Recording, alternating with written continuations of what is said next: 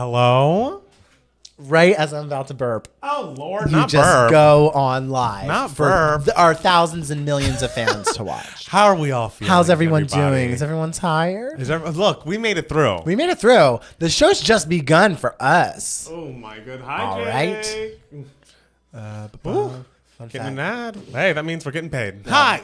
Fun fact, Mikey has only been in 9 films and never nominated for an acting award before Honora. Wow. He was robbed. Uh-oh. Wow. I mean, I liked Mikey a lot. Mikey's great. She's excellent. I liked The Substance a lot as well, but I was big into Honora. Hi, Moop. Hi, Alice Gray. Hello. The Nora Hive, we are celebrating tonight. Y'all look good even though you're tired. Thank you. I mean, it's only 8 o'clock Yeah, we're here. not Like, it's that- not like it's yeah, that not late. super late, but I it's- am tired. What's made you tired? What's going on? Well, I like all that food. Yeah, the food will do it. The food will do it. And, should I post a video? Yeah, post a video. Why not? All right. Oh, Lord. Oh, better luck next time on your EGOT Queen Quest and Theory Evo. Yes, there's always next. She's going to be nominated many times. Hello. Hi. We're tired. But we're the Oscars here. happen and we're here to talk about them. Join us, please, God. Please do quick, it. quick. The music's starting. Quick. Not for Adrian Brody, it's not. Nope, he shut that shit down. God. Didn't see 5 wins for Honora happening, but so deserved. Speaking of Cynthia, she was incredible in her performance. Oh, that performance was amazing. We came into it a little late. we were having some technical difficulties. and Matt Steele was having a quiet panic attack. Hey, but we got it working in like 2 minutes. I know, and we didn't miss. It was fine. Not saying Demi was robbed, but still disappointing nonetheless. No, I mean, I would have loved loved if Demi won. Demi win, but Mikey is great. Yeah, in that I'm not movie. gonna begrudge the Academy. Palmer, you started to see Flo beat the wild robot. I was not happy about that, but that's okay. Guess you hate animals. I don't hate animals. They're animals in the wild robot. Guess you hate Latvia. I don't hate Latvia. You hate Latvia. I do not. This is my God. Crazy rumor that we should not be starting here tonight. Screaming at the fact that Steven lost for the Wicked scored twice. They came out sure. Probably bitchier. Bitchier. Mikey Madison was the clear resident. Oh, I'm so glad newcomer status age didn't stop voters from recognizing her, nor is a generational film. Wicked for Good will be getting its Oscars. I mean, it won some Oscars tonight. Production design and costumes. That's lovely. I would say a lot of there was wealth spread around. Yes, I would say, which is something we like in all our award shows, right? Yeah, exactly. I think the only Best Picture nominee that didn't. Oh, it was 2. It was the only Best Picture nominees that didn't win anything were Nickel Boys and A Complete Unknown. I'm trying to think if there's anything else. Nope, I don't think so. What were your best dresses? I thought Demi looked fucking hot. She did look amazing. Yeah. Palmer doesn't hate animals, just cats. I don't hate cats. That's another vicious rumor.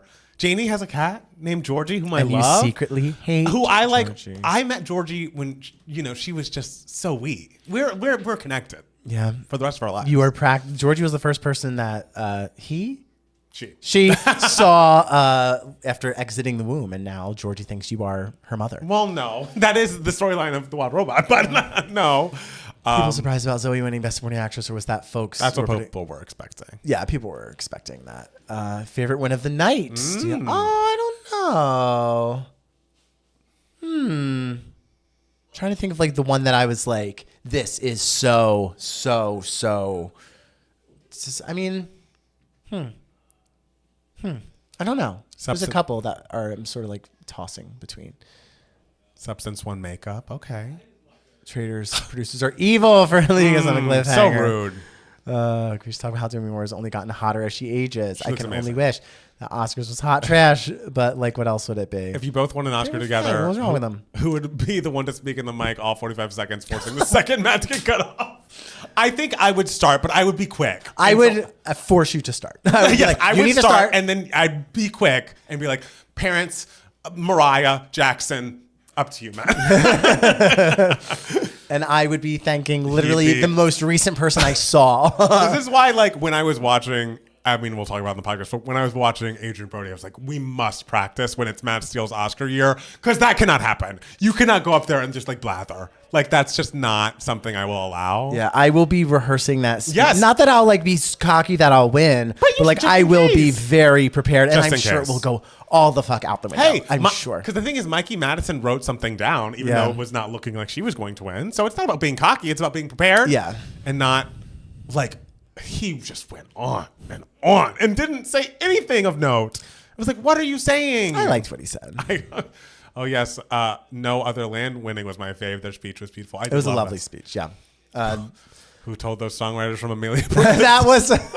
That was so fitting for It was Amelia just Brown, like, because it's like, yeah, like the speech. I was into the speech. I was like, yeah, I like the speech. They're doing a good job and everything. And then when they started just singing the Amelia song, the love song, I was just like, okay, guys.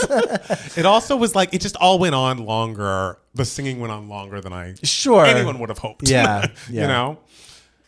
Good performance by Adrian Brody. The speech was a little too long, but congrats nonetheless. Diane Warren going home empty-handed again. I mean, there's always next year. There will be. It will happen. She's just going to be nominated again. I would really, really want, because there's like, the rumors of like her biopic coming out. I would love it if she won the Oscar for Best Song for this biopic if it comes out. Like, I think that would just be so much fun. That would be amazing.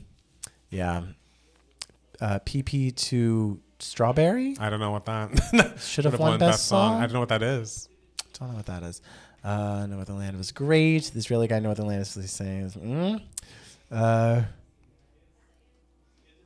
maybe if Diane Warren allowed her to contribute to the writing credits of the song, it would have been better. That's what she gets for shading Alien Superstar. Well, the thing is, Diane Warren, I feel like very famously, outside of, I think, when she worked with Mariah, never collaborates with her, like, co-writer. She's always like, I'm writing this myself.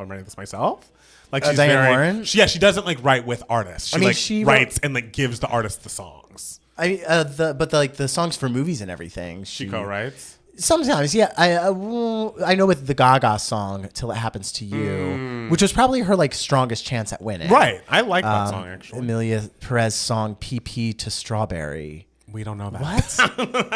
What is PP to Strawberry? Still, did you see any of the shorts this year? I didn't. I'm sorry. I'm really sorry.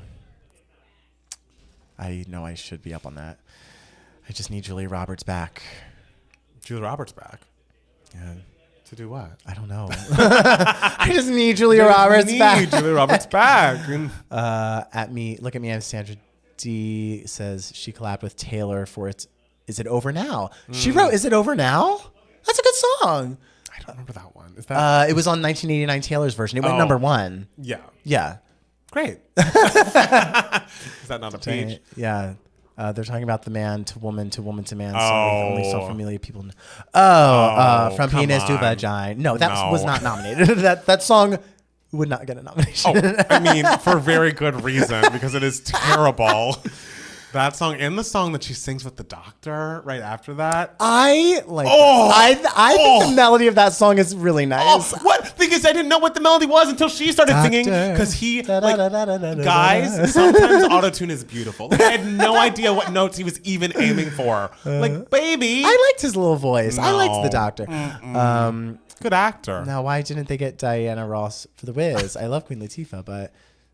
I love that we had multiple The Wiz moments because we had Cynthia during Home. Yeah. Oh, is it bad that whenever I hear Home, I think of when Whitney Houston did Home? Oh, sure. Like that. I mean, the thing with The Wiz, though, it's not like Quincy didn't write the songs from The Wiz. He just I think he just produced the movie. Version? Yeah. Which makes sense.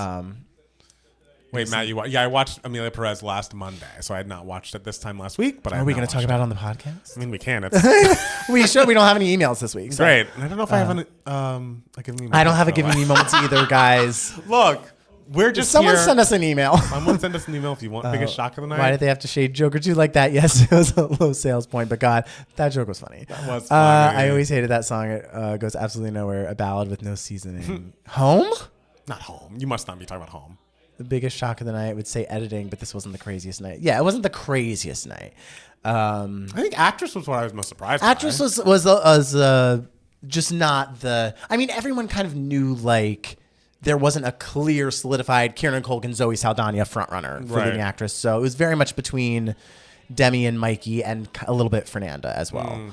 But I always think of Whitney and Jasmine Sullivan's. Listen, the Stephanie Mills erasure I will not take on this chat, guys. Severance Ep was giving me moments worthy this week. Didn't I just talk about Severance last week? Michael, this isn't a Severance podcast. But I did. Last episode was amazing. No, we're talking about I Was Here, a.k.a. the Diane Warren song wrote for Beyonce. Oh, we can all agree that song sucks. Oh, Jordan's here. This was a very predictable night overall. Okay. Okay. I think I'll say it on the podcast, but I think because editing was a little like, ooh, will it be Honora or will it be Conclave? And then I think it ended up it being Honora sort of solidified like, okay, this is winning. Best Picture. Yeah. Steele, do you think your girl Danielle will be getting banished? Also, how did Brittany backstab Danielle on Big Brother? Wondering if it's worse than her possibly backstabbing her at the round table. I am just emotionally preparing myself for Danielle being banished, even though I'm not sure it happens. And Brittany, they weren't on actual Big Brother together on the same season. They were on Big Brother Reindeer Games, which was like a couple week or like couple day, honestly, spin-off series around Christmas. And Brittany didn't do Danielle like that dirty. Like she kind of just put Danielle up for a competition that sort of like knowing Danielle would kind of lose. And she did, and she ended up going home because Danielle ended up going home because of it. So it wasn't like Brittany betrayed Danielle on actual Big Brother. Right. They were never on a season together. But my opinion is I think they're just trying to mess with us with the editing. And I think I don't know. Maybe I'm wrong, but I actually also don't think it. I mean, there was some sleuthing on the internet that was done that may hint that Danielle is safe. I think she's safe. Because I think it'd be worse for Brittany's game to get Danielle out right now. Yes, then she'd be the last traitor. Because then Brittany would know I am the next on the chopping block. It would be worse for Brittany's game. Jordan says having editing so early killed suspense. Something about. Oh. I mean, we'll discuss it, but I know people complain about the hosts. I love fucking Conan. I think Conan is great. Conan was great. And he did a great job tonight. Yeah. Danielle is giving me cinema. First person that came to mind in case Demi was failed to take this award was Fernanda Torres. Still believe Demi deserves this, but Mikey, I don't know. I don't get. Oh, I thought she was her performance. The final scene of Honora, it's just like, okay, Mikey, you better. You fucking better. Like, excellent. Brittany's lip quivering and eyes darting was the most suspenseful television I've ever seen. Hoping Ariana wins next year. Conan was great. I love Conan. He was hilarious. Conan I'm glad we're all on. He did do a very good job. Board with Conan because he is a genius, and I've always loved him. Yeah, that's a very random. I've never seen Conan do anything really. I've never seen his show, so this was the first full thing of his I've ever seen, and I was like, he's funny. He's good. I grew up with him. I would watch his late night show over at friends' houses and at my house a lot, and it was great. And he's still great. So. Thoughts on El Mal winning? I think half the songs in Amelia Perez are good and half of them are terrible. I'm blown away that you like half of the songs. I think half of them are good. For the podcast, I want to try to guess which songs you like. I don't even remember all of their names, but I can tell you, El Mal is on my El Mal list. I think it's bad. I don't think that's crazy. I think it's great. I think it's a great part of the movie. I don't get it. But I want to try to guess which songs you like. I don't remember. So okay, I'll describe what part of the movie the songs come in. Okay. I'm surprised it took so long for Conan to host. Feels like he could have done it a decade ago. Yeah, absolutely. That James Bond tribute, cute. Yeah. Did it have a point? Honestly, I don't think it was the longest performance that could have been cut down a little. Okay. I'll talk about it on the podcast. I guess we will. And it's no shade, but I guess I'll say it now. Did we need both Somewhere Over the Rainbow and Home and Defying Gravity? We could have just done. You get why Defying they're Gravity, doing. of course, because they were amazing. Yes, but if we're talking about time, that was a very long intro to then have an opening monologue with all the stuff, and it was all. And listen, if I had my druthers, the Oscars would be 10 hours long. So I'm not complaining. I mean, the fact that it was so long and we got a funny song up top about I won't waste your time feels like we should have cut that. That was kind of okay. This is a cute little joke. It was cute. It was cute. It was funny. But the monologue I think was very solid on its own. Yeah. Hello, Montrez. Yeah, why did we do another James Bond Oscar tribute? Wasn't that 50-year tribute not long ago? Yeah, I want to say we just had one. Right. Yeah, whatever. What are you gonna do? What are you gonna do? Ray blew me away. Oh, I mean, Ray is such a talent. Ray is such a talent. I disagree. I love having all 3 songs stringing together the Oz cinematic universe through song. What are you guys' thoughts on Born Again by Lisa and Ray and Doja? We love it. It's You can good. listen to our reaction on Patreon. Yeah. How do you feel about Somewhere Over overall? Somewhere Over the Rainbow? The song? We talked about it in the video that's coming up This week, on the yeah. YouTube channel, and we literally talk about how it's impossible to judge that song because it's like judging Jingle Bells. it's judging a song that's like Right. intrinsically in everyone's bones. It's like, yeah, it's a book review of the Bible. It's yeah, this yeah. just exists. it exists so hard. Yeah. Like, since Michelle Trachtenberg is in the title, did y'all see they didn't enter in memoriam Tony Todd? I mean, Michelle Trachtenberg wasn't really known as much for. Well, she was known for a huge piece of I was cinema, gonna say. which we will talk about on Yes. the podcast. But she was mostly known for TV. Yeah. So Ray keeps slaying every performance opportunity she gets. I wish nothing but the best. She's incredibly talented. She's incredible. Yeah. Yeah. Love Ray. Yeah. Love Ray. Love Ray. Oh, God. Oh, my. Oh, it That's sounds the like thing. everyone's gone. The party's died down. That's the thing is when we start this after Oscars, like we have an Oscar party at my place every year. Jackson throws one. And so we always are like, I hope everybody has a great night. We have to go in here. We have to go. So We have sorry to about go. that. We are recording a podcast and the people won't wait. Yeah. You know, Yeah. we got to be on time. Oh. Should we record? I guess we should record. I hope you remember everything that happened. I remember enough. Great. Again, when we started the live stream, I was mid burp. And right when we hit record podcast, I'm like, burp comes up. Well, this time it wasn't my fault. No. It's not like I was pressing the go button. You pressed the button over did. there. and But then I pressed the video record button. Yes. You pressed the audio record they button. could still hear you, in the live stream. Your burp, your half burp. Did anyone hear that burp? It was very tiny. What's wrong with you? Why are you burping so much right I now? literally just inhaled a bunch of like vegetables, like Yes. carrots and like broccoli from like a vegetable plate, and then a giant chocolate croissant. Oh, well, that'll do it. Yeah. That'll do it. Well, I guess we'll see how many burps come out of you this Oh my episode. God! Countdown begins, guys. Oof, I hope 0. Okay. I guess, wait. Let's throw in an ad. Oh, we have to. Did you guys also see that Angie Stone died in a car accident yesterday? That's awful. Yes. Oh, terrible. And because I went back because I was like, oh, I remember her from the whole Neo Soul time. And I Wish I Didn't Miss You was just such a great song. And yeah. What a devastating way. What an awful week. I know. I Like, know. So many people. I know, in the most insane I ways. know. Like, did they know what happened to Gene Hackman? And because they were like, it's not. It's Because not. I was like, I oh, know. carbon monoxide. I don't know. Terrifying. I don't know. Terrifying. Okay. We're done. Yeah. Do you want You to start, start? please, please.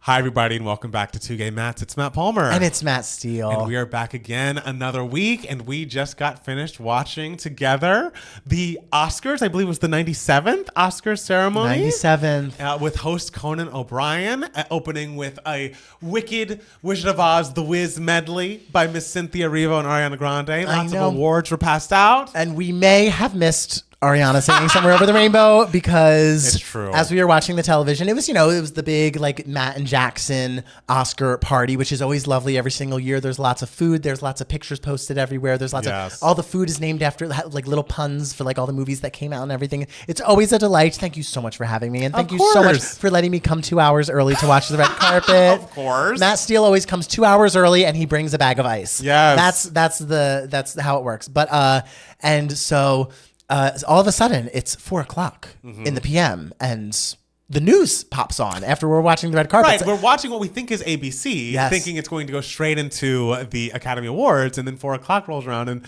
there's a news anchor at the news desk, and we're like, oh, And this isn't... the news is important. Sure. Some crazy things happen this week, Yes. which makes me want to die, but it's fine. Yes. But I was like, oh, this is not what I want to be watching right No, now. that's not what we planned to watch. I was having a very quiet panic attack on the couch while Matt and Jackson really put their heads together Yes. and problem solved. Yes. And finally, they were like, let's go to Hulu. Yes. They'll be streaming it. And they went to Hulu. And we caught Ariana Grande when she was like on the tail end of Somewhere Over the Rainbow. Yes, So we don't know exactly. how she did. I assumed it was lovely. assume great. I assume great.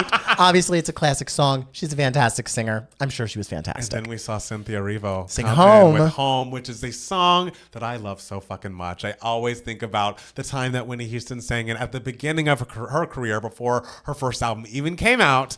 And that is the performance I think of. But Cynthia doing that song was just so legendary. And I'm like, whoever thought of this about connecting the Wizard of Oz to the Wiz to the Wicked, Yeah. I think is a brilliant. It was brilliant smart. mind. It was a lovely tie-in, I will say. Yes. Yeah, and then do it going into Defying Gravity. It's like we're completing the trilogy. Yes. You know, so absolutely. But before we get into the Oscars, Yes. do we talk about each other's weeks? We could if you Let's want. Update on the body. Yes, update on the body. I mean, mine looks great. how does it feel? What's wrong? Last week we told all y'all our bodies are falling apart and everything. Yes. You know, the neck is still hurting. The neck is still a problem. I have arthritis in my neck. What can I do? Yeah. And I went to the chiropractor. My chiropractor was shooketh when she saw my x-rays of my neck. And she's just like, you are, without a doubt, my most in shape client, my most flexible, my most hydrated. And like, you would come in every 3 months. I would just go clack, clack, clack, just realign a little bit of your body. But like, everything was perfectly fine. And just like looking at this, I can't believe you have arthritis in your neck. Like, what is going on in the world when you, Matthew D. Giuseppe Steele, healthiest Yes. person on earth, is falling apart? And I was like, I know. I know. And so, yeah, she's like looking at my x-rays and she's like, yeah, you see this like divot here, like where like the arthritis is between C4 and C5. Those are vertebrae numbers, by the way, for people who don't know anatomy. And she's like, this here, you can tell that you had some sort of injury when you were a child or like a teenager, some sort of neck injury. What do you think it possibly could have been? You must have played sports. And I was like, Can't be that. girl, I don't know. Maybe I like bounced around too hard when I was dancing around my bedroom to Into the Woods. Yeah. But yeah, I don't know what I could have done as a child with my neck, but I definitely don't remember ever having a huge neck injury that would lead into arthritis as an adult. But yeah, so then I went to physical therapy again as well, because that's something I do now every week. And my physical therapist, lovely man named Chris, Hey, adorable. Chris. Hey, he's the one that told me I was very mindful last week. Right. So He gave me another compliment this Lord. week. The reason why I love now being injured and falling apart is like doctors giving me compliments. They're just like, you know Beautiful. what? You have this thing, but God, you are so fantastic at this thing. He said to me, he was like, so what do you do? As he's like massaging my neck. And he's like, what do you do? And I'm like, oh, you know, I work at a restaurant. And he was like, oh, I could have told you were a waiter from a mile away. And I was like, why? And he was just like, well, I find that food service people are always very emotionally intelligent. And I was like, you know, physical therapist Chris, I actually have been told I'm emotionally intelligent before. Oh my and so now I guess God. it's official. So like even though I'm in pain, I'm loving the compliments I'm getting every single week. anything for attention. Anything for attention. I love this whole body falling apart chronic pain shit. That's really It's really beautiful. beautiful. I know. What else did you do this week? I mean, I didn't do anything too crazy. I feel like last week I was talking about how I couldn't close my mouth because of my jaw. Yeah. And I think what that was just a precursor to another. And if we're counting the number of times I've been sick in 2025, a third cold Nice. that I have gotten since January of 2025. Nice. And so by like Wednesday, I was like, oh, I'm getting a little tickle in my neck. I'm sure it'll just go away. Thursday, by the time I was leaving your house, I was like, oof, I don't feel good. And then Friday day, it was the worst it was going to get. Fuck. And so now I'm on the up and up. I'm recovering. I'm recuperating, like not using Afrin anymore. Okay. And, you know, it's just like... Isn't your body, doesn't it have the antibodies or something The for thing a is, couple months? I think this is just a really bad cold and flu season. Yeah. And like I keep doing things like trying to be social. Like I went to Joshua Tree and then I went to see fucking Bernadette and Leia Salonga. Bernadette did And this to you, didn't she? I feel like that night was when things started going awry for me. Oh, God. And when the jaw was inflamed. And so, you know, I'm getting over I just feel like I shouldn't be having colds this often, especially because when I went to Spain, I got sick and I was like, you know what? I need to take like more vitamins to like seriously combat and like build up my immune system. So every day I take zinc, I take D3, I think, and then I take vitamin C. And so I've been doing that since like October, November. So like I've never been like the multivitamin or like vitamin kind of girl. And Yeah. then now that I'm starting with vitamins to help my immune system is failing me. The fuck? Because I was sick like after Christmas, like a little bit in December, like I was sick, and then I lost my voice like however many weeks ago, and it's like 96% better, I will say. But like, and when I went to the urgent care last week, she said, "Oh, you probably had some sort of flu thing that didn't really manifest as like a full-on thing. It probably just like affected your voice." Yeah. So I don't know what's going on. We're all in fucking shambles. And it's also scary because you read things about how, you know, the plans for updating the COVID vaccine and working on the next flu season vaccine are getting canceled and stopped by our current administration. And it's like, oh, so it's going to be worse. It'll just keep getting worse. Cool. Can't wait for that. But you know, we do what we can. We do. It's nice. And we had a lovely time tonight. We did. Yes. Well, you know what else I did this week? What'd you do? That I just got to say real quick. Please. I did what I do every year, and I filmed my Big Brother audition video. How is it? Okay. The instructions on the website are cannot be longer than 3 minutes. Guess what the director's cut of my Big Brother audition video was? 25 minutes. No, it wasn't that long, but it was 11.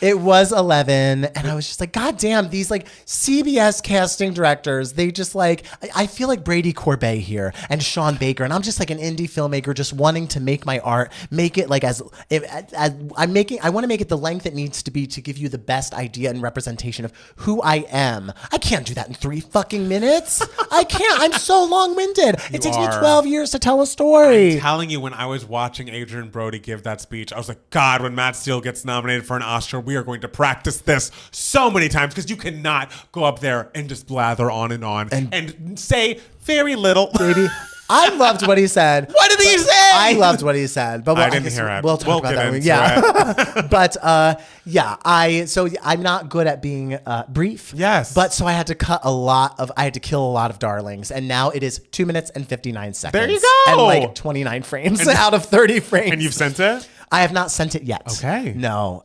So we'll see what happens. I've got my fingers crossed for you. You want to know what the first line I say in there What is? is it? I say, so they say the definition of insanity is doing the same thing over and over again and expecting a different result. Well, if that's the case, call me insane, baby, because my name is Matt Steele, and this is my 10th time auditioning.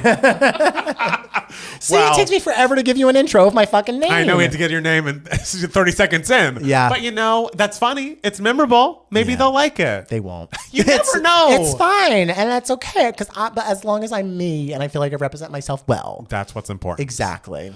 I'm trying to think if I did anything else this weekend. I feel like, no, there was just a lot of prep for the party. A lot of like, you know, I'm going to clean up. We're going to wash all of the cushions for the outdoor chairs because sometimes we have to move them indoors so that everyone can be seated and see the television. It was just a lot of prep work. A lot of prep. Yeah. But it was worth it. I had a great time. I'm so glad you did. Ooh, that big croissant I had at the end. I haven't even had one of the croissants. Those chocolate croissants were so big, and I ate that whole thing like a whore. Hey, if you liked it, then that's great. Oh, God. It's worth every second. In my belly is nothing but carrots, broccoli, and a croissant. A giant chocolate croissant. Wow. You're going through it. I know.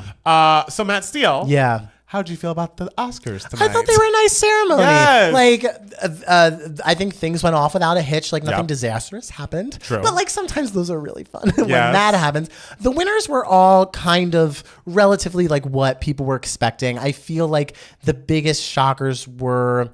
I mean, I don't know if I would call Flow winning Best Animated Feature a shocker because it did win the Golden Globe. Right. It was sort of like the art house animated film of the year. Whereas, like, I feel like people looking for a little something more mainstream maybe split their votes between Inside Out 2 and The Wild Robot. Right. So maybe that's how like Flow went in. I have not seen any of the animated. I've features, seen all 3 of those, and I would have preferred either of the other 2. But you know, Flow has a lot of fans, and maybe I just was a little too tired to be watching a Flow because it is a silent film that's just like animals, you know, cawing at each other or whatever. You just need it. Maybe you just need to sit and watch and like let it wash over you a little bit. Maybe you'll revisit it in 10 years. The animation was amazing, but the story, how much story can you tell when it's just like meow? Maybe you just weren't paying attention. I was paying attention. But yeah, I would say best editing, that award because a lot of people were like, oh, it'll either be Conclave or Honora. And I was actually predicting Wicked because Wicked was, fast and action packed and like all that. And it was like a big movie. So I was kind of predicting that there would be an upset in editing and it would be Wicked. Yeah. But I was wrong. And so the fact that Honora won in editing, I think very much solidified in the middle of the night, like, okay, Honora's winning Best Picture. Right. And it's interesting. Sean Baker is the first person, I believe, to win 4 Oscars in one night for the same film. Wow. Walt Disney is the only other person to win 4 Oscars in one night, and that was in 1954, but they were for different things. It was like one was a documentary, one was a documentary short, it was all this stuff. And Bong Joon-ho was up on stage giving a speech 4 times when he won for Parasite, but because international feature doesn't go to the filmmaker, it goes to the country. Yeah, how does that work? A girl, I don't know. I was wondering does it go into the Capitol building? This is the 6th time Brazil has been nominated. It's like, yeah, but Brazil's not like a director. Like, what's happening? Everyone here? in Brazil won, which is great. If you've seen the videos of Brazil, they're having like their holidays, their parades, their carnivals. Yes. And the giant statues of Fernanda Torres. I love like it. as if she is this saint. Statues of her holding her Golden Globe, like that they're parading down the street, like it's the end of Amelia Perez, and like she like has saved the country. It's iconic. I said it before. I'll say it again. Brazil knows how to stand. So congratulations to Sean Baker for all of those wins. I think his win is very much like filmmakers really wanting to celebrate. Like he has such indie filmmaker spirit, and he has for the last 10 years, like starting with like when Tangerine blew up and became a huge thing. The entire thing was filmed on an iPhone, and that was a big hit. And like the Florida Project, and then Red Rocket, and now finally this. I think and aside from Honora also being like a great, excellent film, I think they're very much just like, this is a guy who's like spirit, like we all really want to like get behind and really celebrate and everything. Right. And like Brady Corbet also has that spirit to him. I mean, he really fought to like get his film made for just $10 million and have it be 3 hours and 45 minutes and be like, I'm going to make the movie I want to make. He very much fought for that, which is incredible and stunning, and he made a fucking brilliant movie. But he's a little newer to the scene, so I kind of see why there would be more people who would be like, well, Sean has had like 10 years of being this like creating a name for himself, whereas Brady Corbet is sort of just starting to make a name for himself. Totally. You know?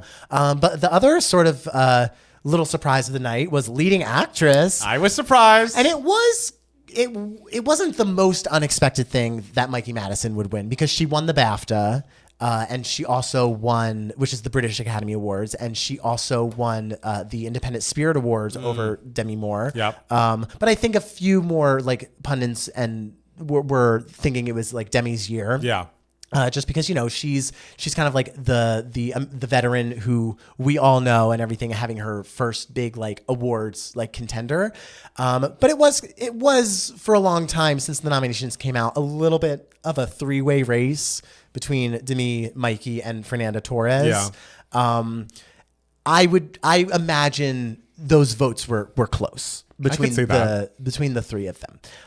So yeah, that was a nice little surprise. And then Honora taking back Best Picture, good time. Were there any other things that shocked you?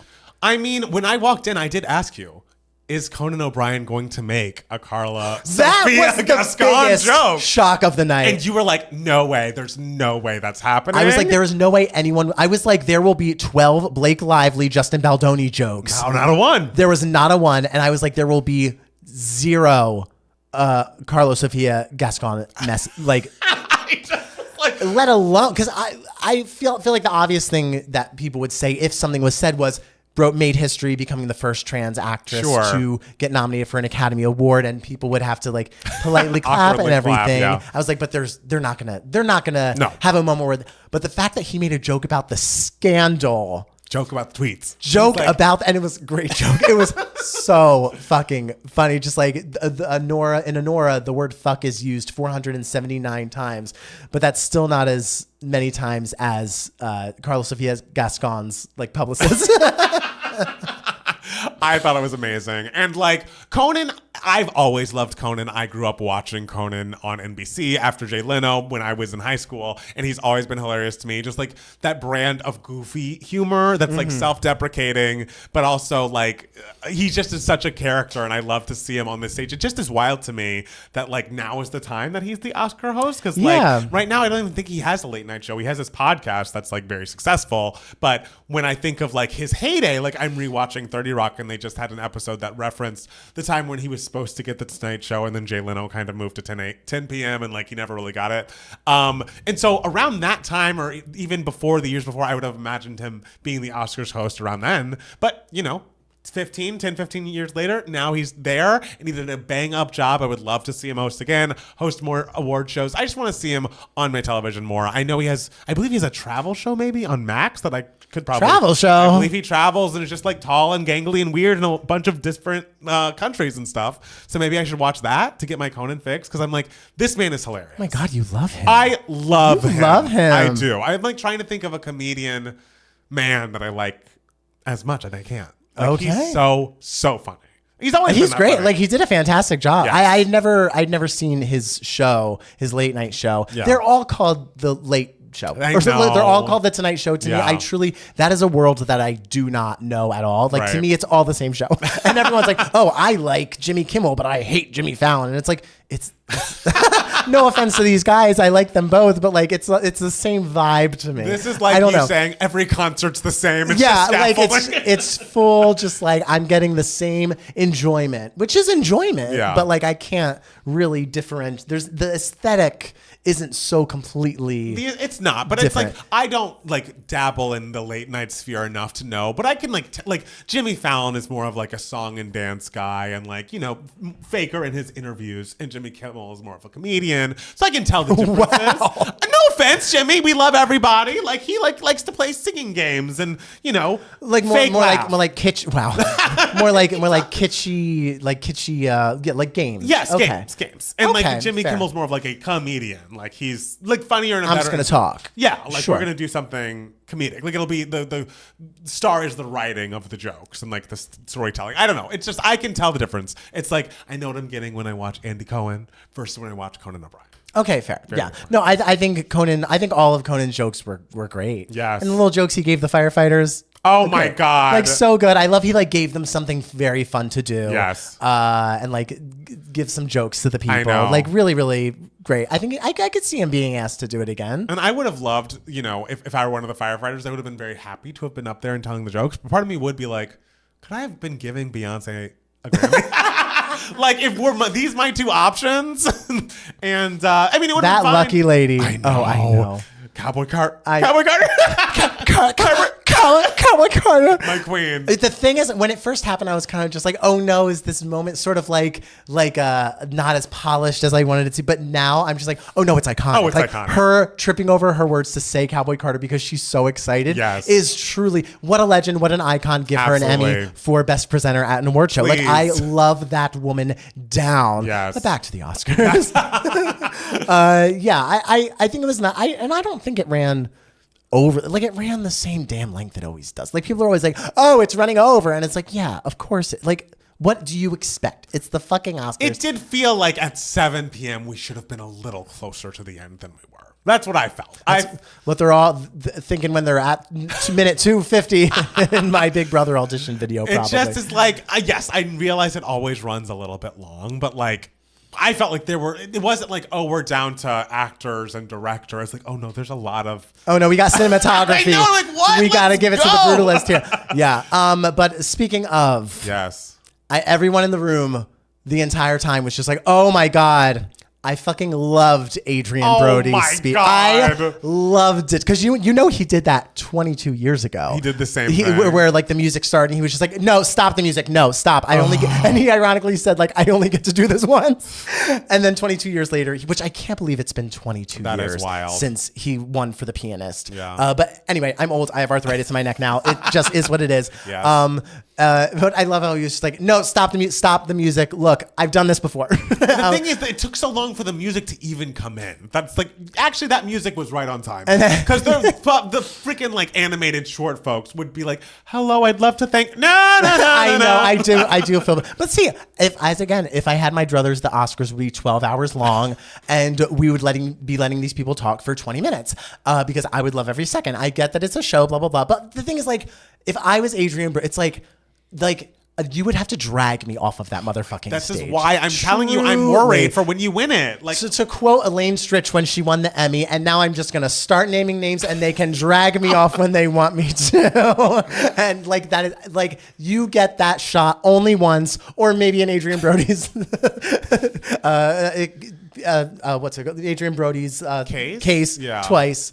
But yeah, and the thing is, like, I liked everything he had to say. But it was so meandering. It's like, it's not like he came in with a plan of like, these are the points I'm trying to make. This is the story I'm trying to tell. He just was like, sometimes you don't get jobs for a while. Well, and that's you the thing. think you won't. And it's like, okay, let's get to it. You don't need to have a dramatic pause in between every single word. And I loved it though, because like he truly, after he won his Oscar, he did go on to like work with like high profile directors like Wes Anderson a couple times, and like Woody Allen in Midnight in Paris, and like stuff like that. But like people often said of Adrian Brody after he won the last several years, like, oh, like he didn't really become like the biggest star after his first Oscar.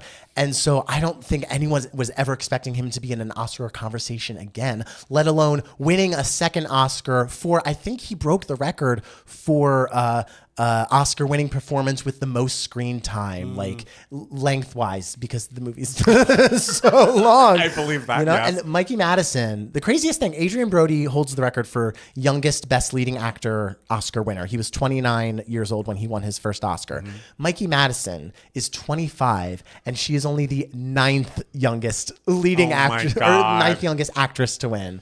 That's and so wild. It's like, oh wow, we really treat our men and women differently. Yes, we do. I know, but I don't know. I think it was a lovely night. I like the winners. I'm very happy for. I thought it was a very good year for movies, and I don't know, like I had a good time. I was happy that Honora did get Best Picture. I think of the Best Picture nominees I saw, it was my favorite. Mm-hmm. So yeah, I was happy about that, and I again have Conan host everything because that made my day. Just seeing him on stage just brings a light to my eye. Of course, yeah. Love him. How did you feel? Because you also watched Emilia Perez. I did. Yes. And Matt Palmer said something shocking to me. I said that about half of the songs were good and half of the songs were bad. I was fully expecting Matt Palmer to hate all the songs. I did not hate all the songs. Especially at the very beginning, like before we get to...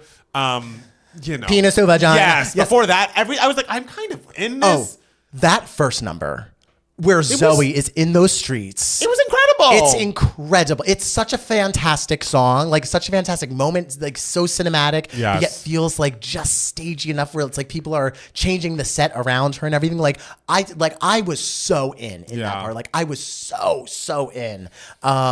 So you liked that song. I did like that song. But yeah, obviously Penis and Vagina I did not like. I didn't like the one with her and the doctor. I thought was awful. And I think the melody of that song's nice. What melody? He has the worst voice of anyone on recorded record. I like his voice. I think it's natural. It's natural. I think he did a good job. What did Whitney say about Paula? Off key on the record. Off key. I hated that. But then they were just like, it would kind of switch back and forth as I was watching the film. I think my bar was low for it because people were like, oh, I hate it. I didn't hate it. I was with the story the whole time. It's like, yeah, I am invested in what is happening. And some of the songs take you out of it. And also there were moments, like a lot of the time I could forget, but sometimes I'd look at, the actress playing Amelia and I'd be like,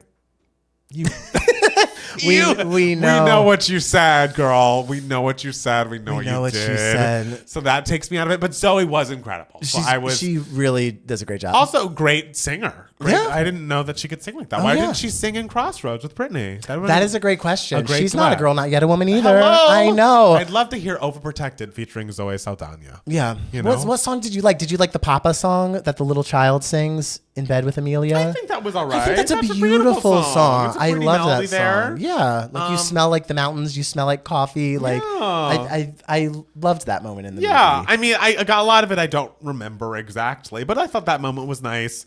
And I liked it more than I expected to, just because everyone was so down on it. Sure. And I think that's a good way to go into a film sometimes. Yeah. Being like, no expectations. Yeah, and like I like kind of regardless of how you feel about it, it's a movie where I'm like, this was interesting. Yes. And there were swings that were taken, and you can't say that all those swings were home runs. Yeah, but they like certainly were not. some of the swings I was like, fuck yeah. Yeah, it's like an experience. I'm glad I saw it. Yeah. I'm not like racing to watch it again, but I definitely didn't hate it as much as I expected. Yeah, there was a lot that I admired about it, even Yeah. if there were some moments that were, penis to vagina. And I will say, like, the twist at the end, when we find out what happened to Amelia and who was involved in it happening to her, I was like, I'm surprised by this. Sure, yeah. Didn't know that was going to happen. Sure. I'm trying not to spoil, because last week I talked about something on the OC that we had not gotten to in my rewatch with Jax. And then I realized it was a spoiler from 20 years ago. And I did say spoiler alert,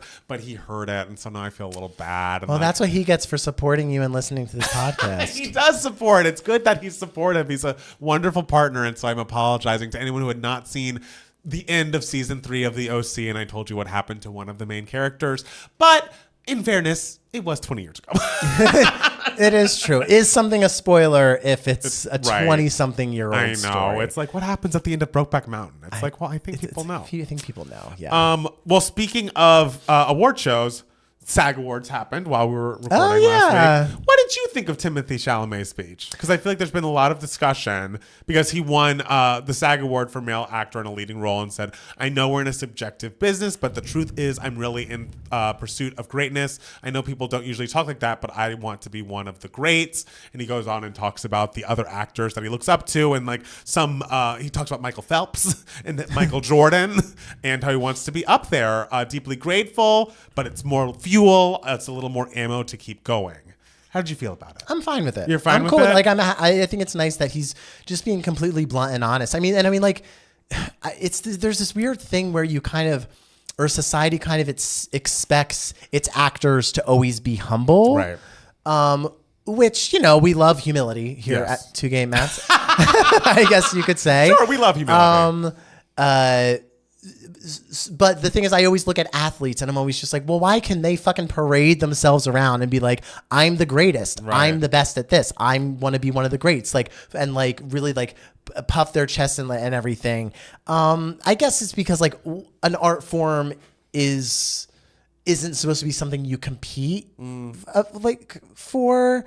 It's just supposed to be like your self-expression. Right. But I mean, it is sort of like if you see someone doing something great and you aspire to that like greatness, like it's any actor who tells you that they watch a great actor's performance and don't aspire to be like one of the greats is lying. Like truly, like I will never forget. And Timothée Chalamet brought up Viola Davis as well. I'm like thrilled he didn't just like spout off like De Niro, Pacino, like the guys. He was like, no, Viola Davis as well. Because I remember being a kid watching the Tony Awards and seeing Viola Davis perform a monologue from King Henry II on the Tony Awards, and it was a 1-minute monologue. And I just remember sitting there at like 13 years old and just being so fucking blown away and being like, that's what I want to do. Like I want to do something as great as that, Right. So go for it, Timmy. Like say you aspire to be one of the greats. It's the SAG Awards. This is the place to say it. Right. And it's also one of those things where, like, in music, I agree, it's also kind of looked down upon, except if you're,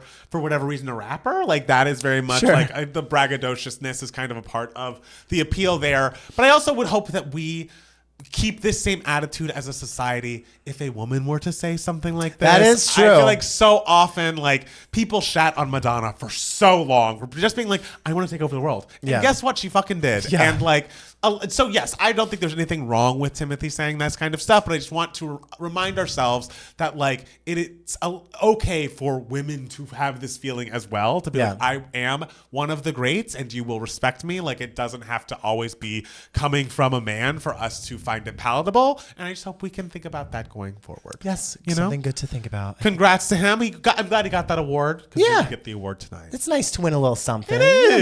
You know. This is an update on one of your childhood faves. Iowa Debris is set to write and potentially star in the Barney movie. Girl, don't fuck this up. She Don't won't. you fuck with my king. I trust she won't. She is apparently going to write A24's Barney movie, which is being produced by Daniel Kaluuya.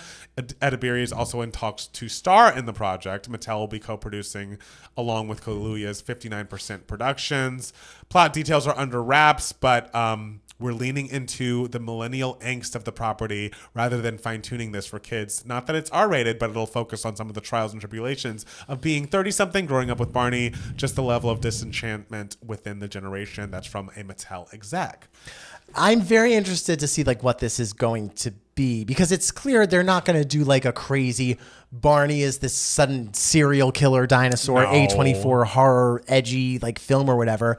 But it does seem it will be for adults, it seems. Sounds like it. So there might be some sort of element of slight edginess, but Yeah. still nostalgia in it. Did you ever watch the documentary that came out about Barney? I didn't, I Love You, no. You Hate Me. I'm curious about it. Yeah. So I wonder if that's good. But Yeah. I guess all the Barney kids are now of an age that's like, we want to see something about I it. want to see my king. I want to see my man up there with Baby Bop, my girl. I mean, I'm glad that Barney still has fans still as fervent as you. I was just never a Barney child myself. Barney was the only non-Nickelodeon like kid entertainment love of my life, except for that year where I loved the Power Rangers, but because of Kimberly.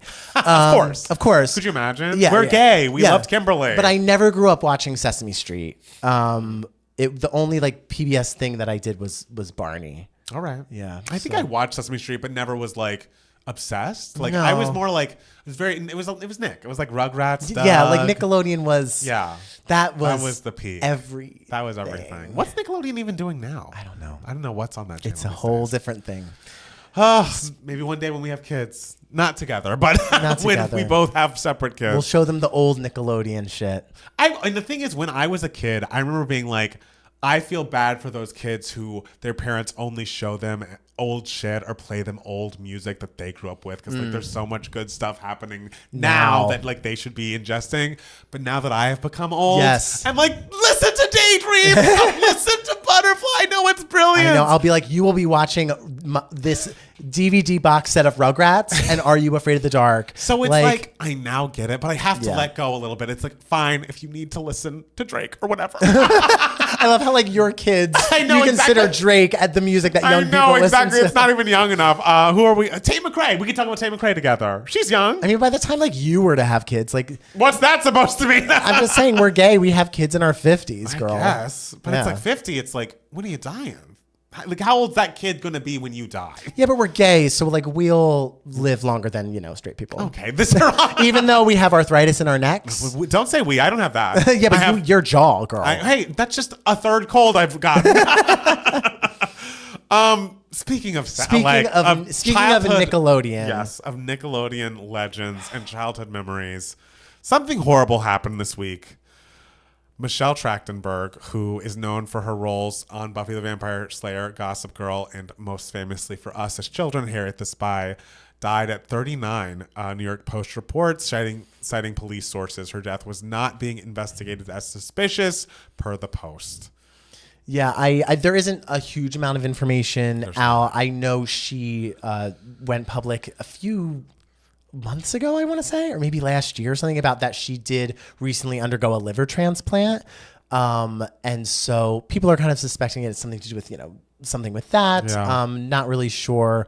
I don't think her family's requesting not to have an autopsy, I believe. Okay. Yes. So this was such a shock. Yes. And it's so like crazy to think about. I mean, we were talking about Nickelodeon.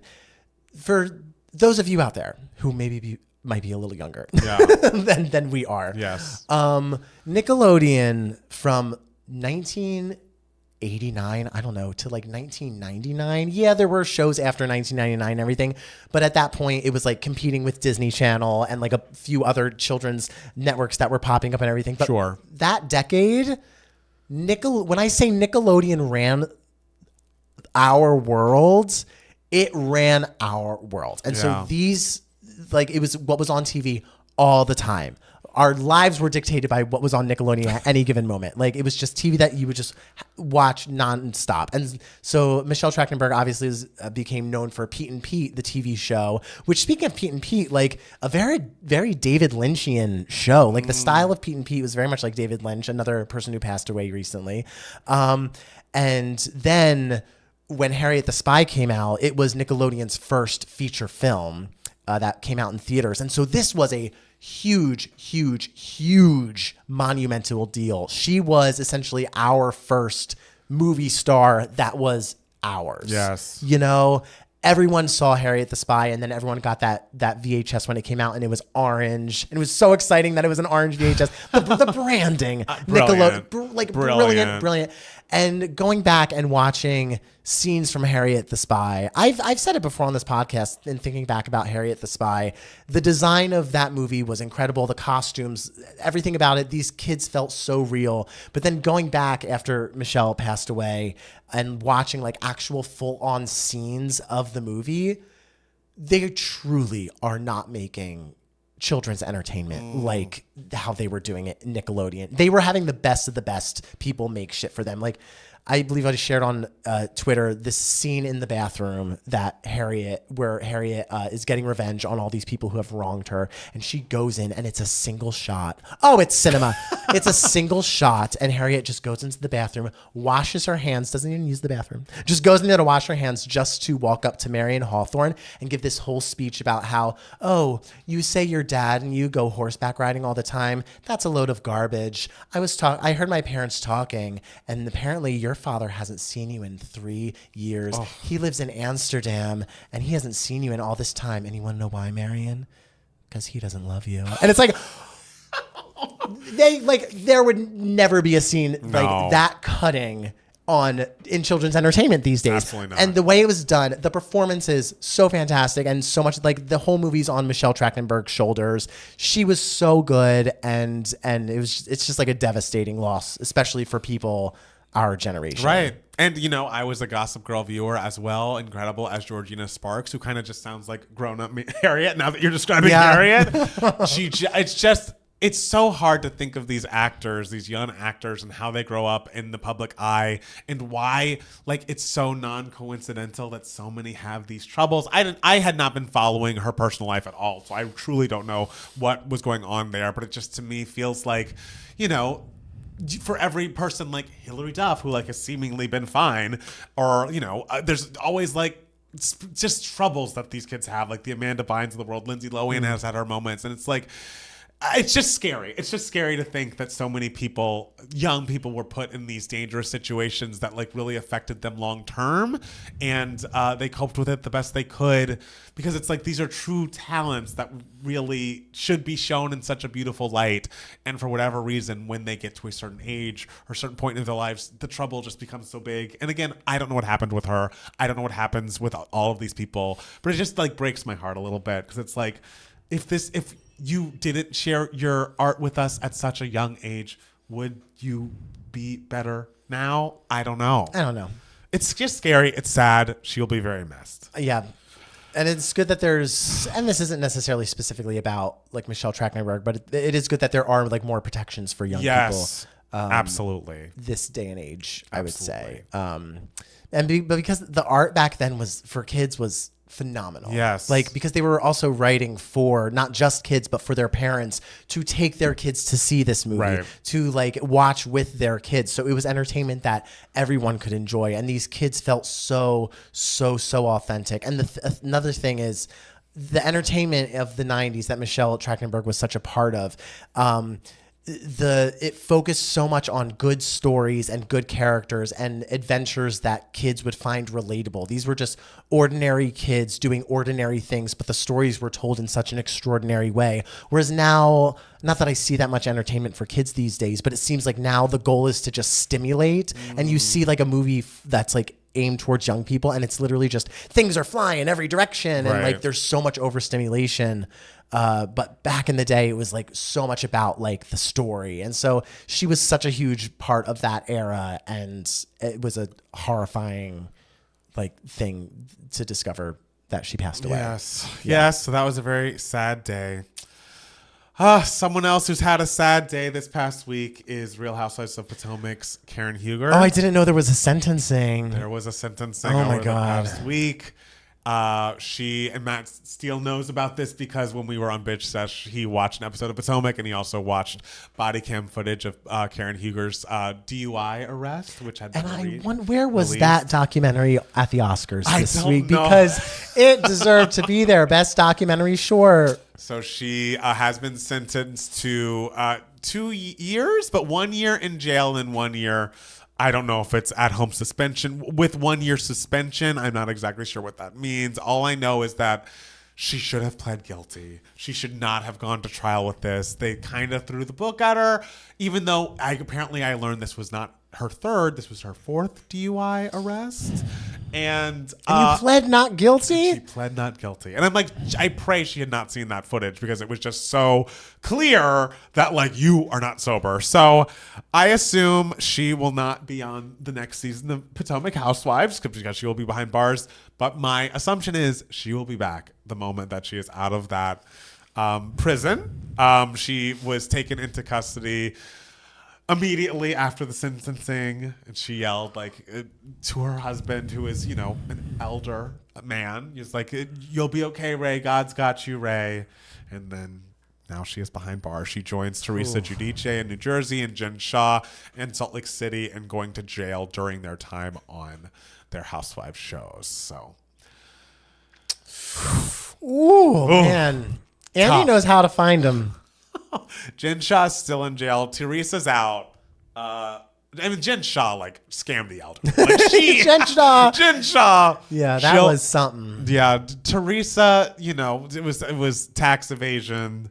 And then- Which, not great. everyone does She it. just signed her name. She didn't know what she was doing. She says, but it's also if you go to trial and you are a reality star who flaunts their wealth and stuff. Sure. And I think it doesn't look great in the eye of the judges. course. So Of yeah, course. it was a tough day for Potomac fans. I was also, they were talking about on The View this week, the fight between Sutton and Dorit in Real Housewives of Beverly Hills, and Sutton was just like, well, I have more money than you. I have more money than you. And I'm just like, how pathetic. The fact It that was that there is a society of people that think that this is an actual argument against someone that I am better than you. Because I'm wealthier. This is something that people care about. It was a bad moment for Sutton. And then this is also right after I was I think we've had Sutton's best episode, because in the episode in Augusta, she's very I understand where you're coming from and why you're the way you are. And yeah, she just was Dorit, you need to argue with someone whose wallet fits. And That's it's insane. Sutton. Even Garcelle was okay. And Garcelle, who loves Sutton, is and Sutton's I don't regret it. I won't regret it. And I'm glad I said it. It's Sutton. So yeah, that was a bad look for her. She's not having a good end of her season. That is your argument. It doesn't matter. It doesn't matter how much money you have. You're trash. You're trash if you think It's your bad. argument against someone in terms of why you're better than them in some sort of way.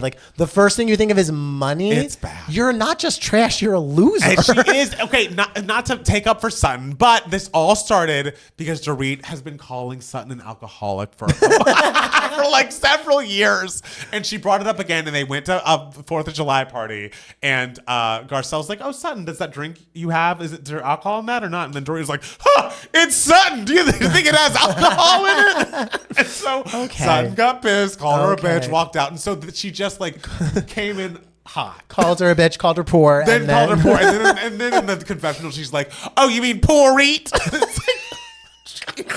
Sutton, please. Ooh, It was bad. All right. I love that you're a little. Well, now I plugged in. know, Now you at what's least happening. what's happening Yes. because I watched that one episode. Oh, I'm so proud. I'm so proud. The This is ladies have beautiful. layers, and I tried to show those layers in my Big Brother audition video, but who knows how many layers I was able to show in the 3-minute I version. bet you showed a lot. I do. I bet you showed a lot. They probably turned it on, or they're probably going to turn it on and just be like, "Ugh, turn off." Lastly, just 2 other pieces of sad news. Legendary soul singer Angie Stone passed away at 63 this week in a car accident. So devastating. I believe she was just recently off stage and I don't know if she was driving home from the venue or what. I think she was touring. Yeah. And I think her tour van got into the accident. I believe that's what it was. She was an incredible neo-soul artist in the early aughts. I would recommend you listen to I Wish I Didn't Miss You. That was the song of hers that I remember most. She's incredibly talented and just so sad. And then speaking of sad. Speaking of Oscar winners. Gene Hackman. Yeah. Passed away at 95 alongside his wife and his dog. But it was confirmed that it was not carbon monoxide poisoning. Yeah. But they don't know. But they also don't think there's foul play. Yes. But what was I have no it? clue. It's so bizarre and so sad. Very strange. And he's 95 years old. Yes. Two-time Academy Award winner, one for leading actor for The French Connection, the other for Unforgiven for supporting actor. And but just the discovery that he passed away alongside his wife as well, who was in her 60s, pretty young, who's also an artist. I believe she was a classic pianist. And also their dog, and I think they had a couple dogs, and only there was one in a crate. Oh, and that dog they found had died. Maybe I guess because there was no food or something in the crate. I don't know. So I don't know what's happening. I guess they're still investigating. But the first thing you think of is carbon monoxide. Absolutely. But they ruled that out, so I don't know. It's so sad. So I mean, these were two obviously very talented people, and it's just devastating, and I hope they find out what happened. I agree. Yeah. I agree. All right. Is there any other news for idiots you want to share with the people? I had a great Oscar season. Yes. And I can't wait to be here with you guys a year from now, squawking about some other person who people think gave a super long speech, and I'm like, I loved it. It should have been longer. I loved it. That's what I would do. Love long speeches. All right, guys. Well, we're going to take a quick break and then be back with more Two Gay Mats, the podcast. Okay, hold on. I need to blow my nose. Oh, go for it. Blow so you the talk nose. to the people. Hey, people. Send us emails. Send us an email or something. Because we didn't get no email my heart. All right. Let's see. Did we get any emails? See, you hear my voice? It's not back. Totally, guys. Sutton knew what would hurt. That would hurt. Just like Dorit knew constantly calling Sutton a drunk would hurt. Tit for tat. You know, these ladies are messy. What are you going to do? Fun season and lovely show. No emails. Does anyone have an email my heart? Because truly, I don't know if I have it giving me moments, and I'll probably just talk about traders again. And I thought, Palmer sounded a little congested, but it's okay. He's going to be fine. We're all going to make it through. At least he doesn't have a permanent, chronic neck issue like some of us. Still, don't forget to thank us when you win your Oscar. I just might. I'll be like, this is for all the Kathys out there. Email substitute steals top 10 films of the year. Oh, all right. That's cute. Euro cheese. I mean, what about me? What about my top 10 films of the year? Did you see 10 films of the year? I saw some. You can give your top 4 or something. Yeah. Wicked. Yeah. I thought you sounded congested, Palmer. All right. Don't you have old ones? We used those old ones up, baby. About 3 years ago, you guys answered an email, my heart, from me about Kate Bush running up that hill, and you said you wished the trolley song would go viral. Oh, and then it did. Wow. Did it? Yeah, the trolley song. Not recently, but it did. Maybe Demi will win her Oscar when her younger self is ready to receive it. Margaret Qualley's ready to get up there. That's fine. And Palmer's. Thank you. Exactly. I must have seen 10 films over the course of the year. Challengers. And Wicked. Amelia Perez. Honora. Wild Robot. Conclave. Flow. Inside Out 2. That's 9. You must have seen one other one. Sing Sing. Yeah. 10. Yeah. Did you guys see Rolling Stone's list for top 100 R&B songs of the 21st century? Oh. Where's We Belong Together? Top 100 songs of R&B songs of the 21st century. They're always trying to get, and the thing is, it always works. I do want to see the list. Yeah. Justice for Alien. And then you Romulus. see the list and you go, ew, I ew. know, exactly. You throw your phone. All right, let's go to 20 to 1 because I assume. Yeah. Did y'all see Brody and Barry kiss on the red carpet? I did. It was very funny.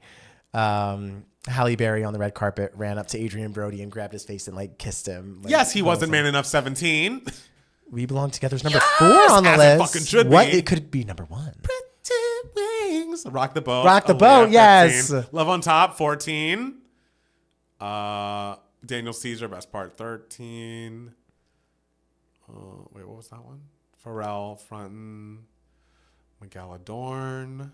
Brandy Full Moon. Hello. Okay. I love that. Number 10. Full Moon was in the 2000s? I think so. It was like, Well, I mean, I guess it was. I'm trying to think of what year it would have been. Was it, my guess is 2001? 2001 or 2002? Okay. That's my guess. Erykah Badu, Bag Lady. Bag Lady, you gon' hurt your back. Ordinary People, which is a good song, but it just is so like baritone first thought. You know, like every baritone who's like, I've got a pop song to sing, sings Ordinary People. I sang Fallen Slowly because I was a baritone with a baritone voice, but also a very high mix falsetto. Oh, there you go. So I could hit those B flats, bitch. Alicia Keys, Fallen, number 7. Sure. Frank Ocean, Thinking About You, good song. Number Ever I 6. do, I'm gonna think of you. We Belong Together, JoJo song. 5. Yeah, 5 is a little low. 5 is a little low. A little low, but I'll Someone take here it. said it was 4. Yeah, 5. 4 is a better number. What's above it? Mary J. Blige, Be Without You, which is literally a We Belong Together ripoff. Ooh. Sorry. Hot take. Dancing Love 2 by Beyonce, which is a great song, but it also was a Destiny's Child song a few years prior. I also don't like that song.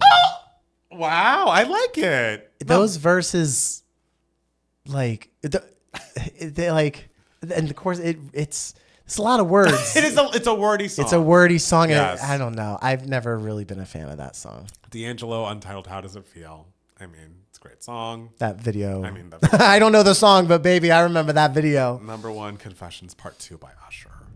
Is that better than We Belong Together? All right, I mean, you know, number 5 is a good number. Not as high as I would have placed her, but that's fine. What would you say is the best R&B song of the 2000s? We Belong Together. Okay. All right, you heard it here. Yeah.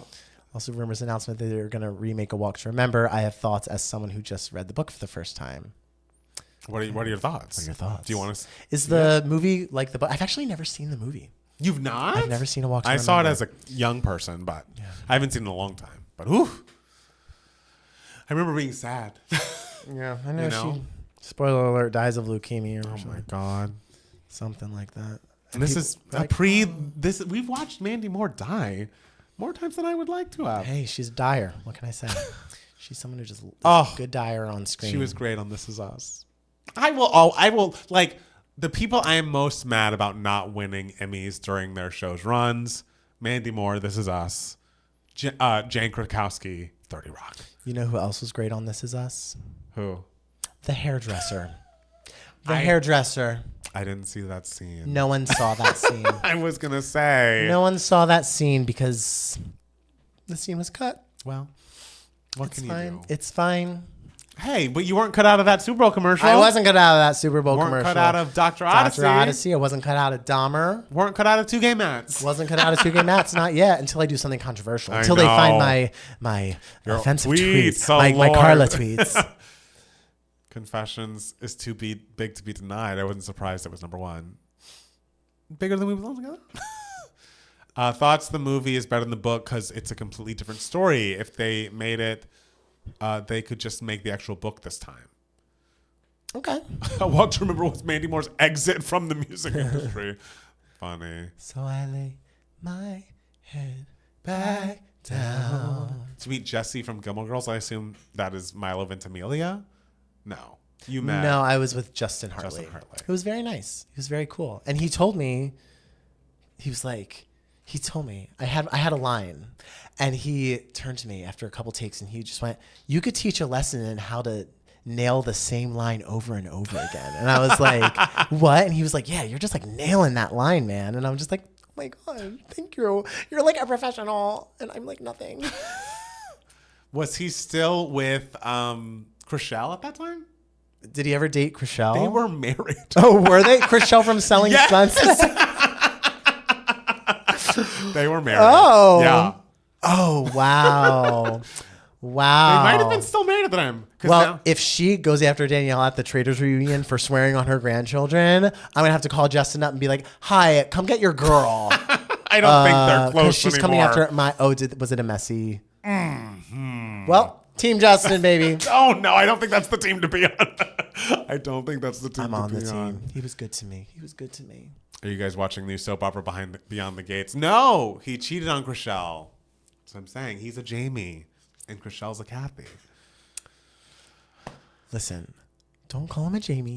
He's a Jamie. He's a Listen, cheater. he's my friend. He's not your friend. He's my friend. He's my friend.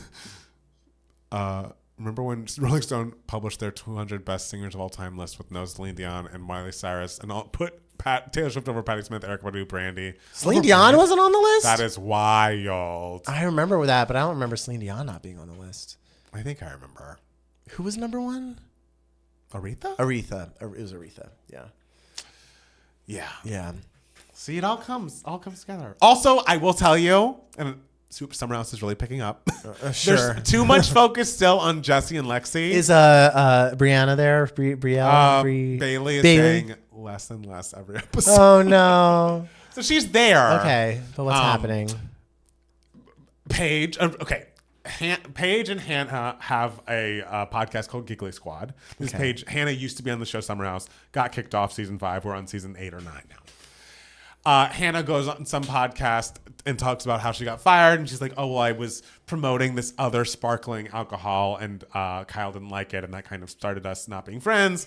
And then also at the same time, Paige's boyfriend Craig, who was on Southern Charm, like bought into another sparkling alcohol company, and so Kyle gets both these things. He sees all this happening, and Rage texts Paige like a long laundry list of like, Hannah needs to get over it. It's been 3 years and she had such low Q scores. That's why she was fired. And I can't believe what Craig has done. And like, how could he do this? Blah, blah. And Paige is like, I'm going to fucking kill Kyle. I didn't do anything. If you're mad at someone, go talk to them. Talk to him. And you should be lucky I don't just buy Loverboy, his company, and sell it because I have the money now.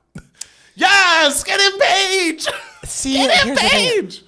All this drama with all these people, it's all like, so much of it is about like entrepreneurial shit. And I truly don't give a fuck. But it's like about these companies. Once you've been on the show for so long, the show becomes like a vehicle for the job. But like, you know? It's your passion, whatever this company is. Like, it's like these people start these companies like a sandwich shop with no passion for the actual thing. You so, like, leave something about her out of this. It's kind of like I never understood why, and like I understand now why we hate The Apprentice, but like I never understood why any like regular American like wanted to watch The Apprentice. It's like, you want to watch a show about business?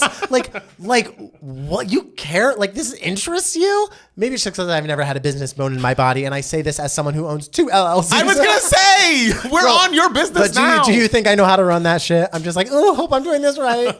But whatever. Steele, I saw your commercial during my Oscars broadcast. Was it the one that I was in?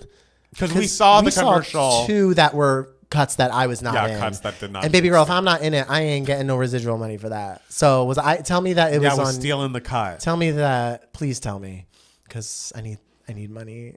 Have you gotten that first? No, I think it's a few weeks after. Loverboy is disgusting. I've bought it and tried to. What is it again? It's like a sparkling alcohol. It's all the same shit. It's like I'm starting this alcohol company. It's like, get something new and refreshing. That's why Paige is doing her podcast, and it's doing really well. Oh yeah, because no one starts a podcast. Her podcast is so good that people are like, I listen to Giggly Squad and I don't know what Summer House is. Like, they were on a 60-city tour. It's very successful, and it's okay. I listened to it. It's we got an email. Oh great. Yeah. What's it about? Tate McRae. Keep talking as I read it. It's okay. I'm okay. Oh good. Okay. Sorry, I saw the first line. So you saw the first line of that email? Yes. Okay, great. Yes. We will not use your real name. But yeah, I mean, I obviously people are just trying to come after the Bethany skinny girl of it all. Like that was such a success. But it's like, just crazy that people cared about that. Like, I back in like 10 years ago, or like when I first moved to LA, and you were just like, well, you know, Bethany Frankel, Bethany Frankel, and I'm just like, who is this person? And you're just like, Bethany Frankel. She's like America's sweetheart. Like, and I'm just like, well, what does she do? She owns Skinny Girl popcorn, and I'm just like, Skinny Girl margarita. Skinny Girl margarita, but there was also popcorn. They had a lot of stuff. Whatever, and I was just like, ham. You like actually care about this person who like has a popcorn company? Like, I don't understand Why okay, you care about... Because you care about her. You care about her story. But the thing is, I found out later on that she was on Real Housewives. Yes. You didn't lead with that when you first told me who she was. You were just like, skinny girl pop, skinny girl margarita. And I was just like, okay. That's like being like, oh, this person runs Kit Kats. It's like, okay, I don't care about them. I care about the Kit Kats. But then when I found out she was a Real Housewife, I was like, oh, you watch her on TV. Yeah. Gotcha. Fine. Okay. Are you all watching Paradise or The Pit? No. I had a girl at the party was like, you should watch Paradise because we're both This Is Us people, and Sterling K. Brown is the star. So maybe I will. The Oscars must hate Diane Warren. She has 16 or 17 nominations and no wins. Listen, she has an honorary Oscar. I really hope that biopic of hers gets made and she writes a good song for that, and there's no huge famous celebrity like Billie Eilish or something putting out a song in a movie that year or something, so she can win the Oscar for that. I want the whole movie to be about her losing the Oscar and over again. I think that would be the funniest idea for a biopic. I think it'd be so fucking funny. I mean, she's been rude to Beyonce on Twitter, so I'm like, okay, she can get one or not get one. I don't really care. Diane should work under a pseudonym for her. That would be funny. I saw you seeing the boob. Oh my All God. right. So I was on TV. I love it. Guys, I'll be able to eat another day. I'll be able to pay my physical therapy copay. Yay. Oh God. I love that. Did you guys see American Fiction? Yes. Yeah. Sterling K. Brown's character was so inconsequential to the story, but we got to see him shirtless and kissing men, so I was okay with I that. liked his character. The thing I liked about American Fiction was it was secretly like a family drama on top of this sort of like satirical thing. Yeah. I need to watch that again. I remember really liking it. James Marsden Sterling will sweep the Emmys for Paradise. Wow, okay. I guess we'll see. Yeah. I know James Marsden is the president, but I don't know what the plot of the show is really. I remember Diane shading Beyonce on Twitter. I know. The thing is, like, Diane, it's like, listen, was she really... I feel like she is a person who's been famous for so long. She's not connected to society. Like, truly, she's not like the two gay mats and it's our job to like comment on pop culture and everything. Sure. She went into that being like, I don't understand what this album is. I don't really know what I'm talking about. Like, you know how like some older people like posting online and things where it's just like, oh, you just don't know what's happening. But that's like... She is a musician who's making true. music still, and like you like she. All right. So it's not even like, oh, I have an opinion on this thing I don't know about. It's like, I have an opinion on the thing I know. the thing I know about, Fair. and I'm gonna talk shit about it. So yeah, But she's friends with Mariah. kind of. Mariah pushed her on that red carpet, which So I liked. iconic. So iconic. I loved that, and I do love their collaboration. Can't Take That Away is an excellent song. It is a good song. It's a good song. Mariah's theme. Oh, Mariah's theme. Every year, and also when we were listening, I mean, not to spoil what our next video is, but when I listened to a lot of Oscar-winning songs recently, and the whole time I was thinking, Lead the Way is better than this. For like most of those songs. And Superstar is one of Beyonce's all-time best, though. It's so fucking great. Sometimes it takes a village to raise a child, and sometimes there are samples involved, guys. And we are paying everyone who wrote that original song that's being sampled. We are gonna cross our T's and dot our Hello, fucking we are I's. not being sued. We are not being sued No. by anyone. Thank you. So she's precautious. Absolutely. She proceeds with caution. She's cautious. Precautious? Is that yeah. She's cautious. She took precautions. She took precautions, Ah. and she is cautious. Yes. Yes. Should we get started yeah. again? It's been a long day. Ooh, well, it's been a long day. Well, it's been a long day. It's not my favorite music. It's the best thing on the not planet. my Pulitzer favorite. winning musical How to Succeed in Business Without Really Trying. Both of our senior shows. And Matt Palmer, just give us a commercial. Yes, guys. Thank you so much for listening or watching the podcast. If you enjoy us, make sure to go to Spotify or Apple Podcasts and leave us a 5-star rating or review. That would really help us out. If it's anything below 5 stars, you must keep it to yourself, though, because we only want good reviews. We want people to find us and enjoy us in the algorithm. Not just just good reviews. Fucking glowing reviews. Glowing. 10 out of 10. Pretend y'all are my physical therapist and really compliment the fuck out of us. And if you really enjoy us, go to patreon.com/2gaymats where you can get extra bonus content from us and join our Discord, chit chat with us all the live long day, as well as, best friends you just haven't met yet. And Matt Steele. Yes. What section of the podcast are we in? We are on Email My Heart. Yes. This is the section of the podcast where we answer any questions that you guys might have. You can be a part of Email My Heart if you email us at 2gaymats@gmail.com. 2 is spelled TWO. Yes. So first question comes to us from Tia. Tia says, vacation problems. All right. Okay, so a group of about 10 friends and I are planning a vacation to Europe this summer, but everything is going wrong. Because of the recent events surrounding planes, half our friends are nervous to fly now. One person doesn't want another friend to even come along, and he refuses to tell us why exactly. It's all just really frustrating to me. My question is, how do you guys navigate big group trips? Is it not worth it to go? I know I'm not giving a ton of details, but that's because a couple of my friends listen to this podcast, I think. I haven't been talking in the group chat at all because I've sort of silently given up on the trip. I just don't know how to move forward. Thanks for any advice. Have a great night. You too. Oh, thank you. We hope you're having a great night Tia. as well. And I feel like at this point, girl, just don't think about it. Just enjoy it.